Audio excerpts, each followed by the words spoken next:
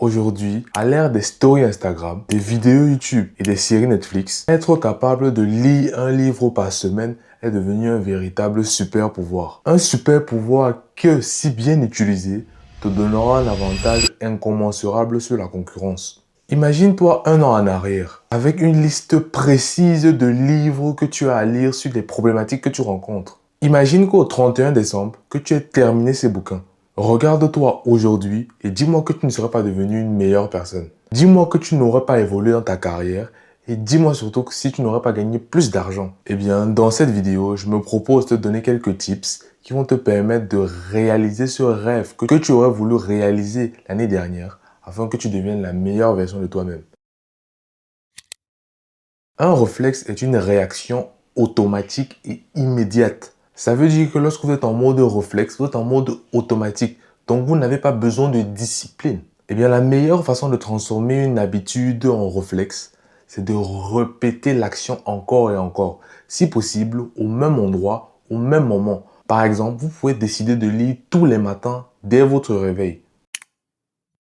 La dernière fois que j'ai acheté un bouquin, le libraire m'a dit ceci. Un livre acheté est un livre à moitié lu. Et je crois que c'est vrai. Si vous envisagez réellement d'acheter plus de livres, considérez la lecture comme un investissement. Donc, de grâce, soyez prêt à perdre votre mise et à recommencer, réessayer, redépenser. Car oui, vous allez acheter des livres qui ne vous plaisent pas. Et c'est tant mieux.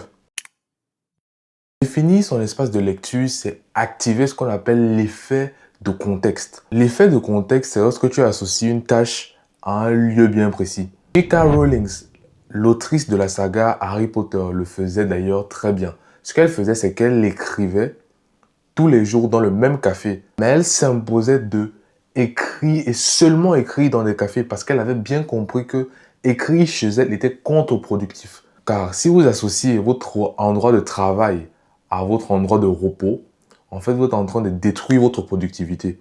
Ce que tu peux faire dès aujourd'hui, c'est de sélectionner un environnement que tu dédieras à la lecture, bien sûr. De préférence, choisis un endroit calme qui favorise la concentration et de grâce, mets ton téléphone de côté. Imagine que tu sois en train de lire un livre sur la productivité.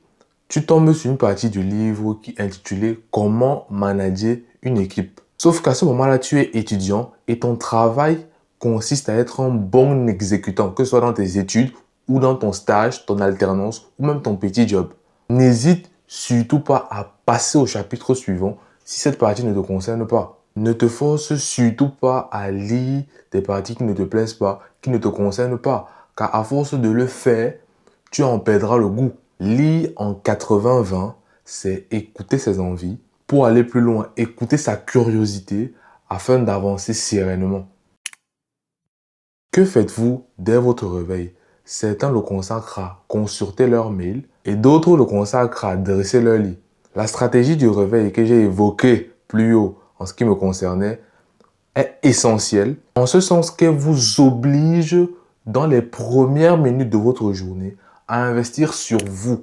Même si ce n'est que 25 pages, lisez-les. À la fin de la semaine, vous aurez lu 175 pages. Au bout d'un mois, vous aurez lu 700 pages. Tenez-vous bien, au 31 décembre, vous en serez à 8400 pages.